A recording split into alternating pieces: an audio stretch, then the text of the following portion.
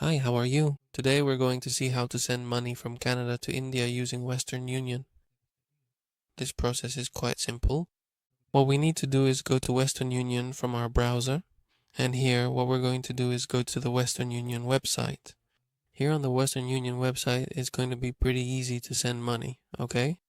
Here, to send money directly to India, what we need to do is, obviously, first we have to register, and then after registering, we click here where it says Send Money. This option will allow us to choose which country we want to send money to. As you can see here we have India. This is the country we're interested in, so that's the one we're going to choose, okay?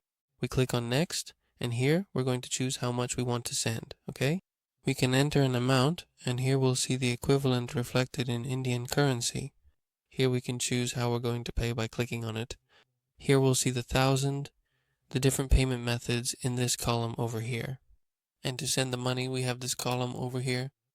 Here we can choose how we're going to send the money. So it's just a matter of choosing how we're going to do this process. So here we make our selection and click on Save, okay? We click on, and we click on Continue once we've chosen, well, these parameters.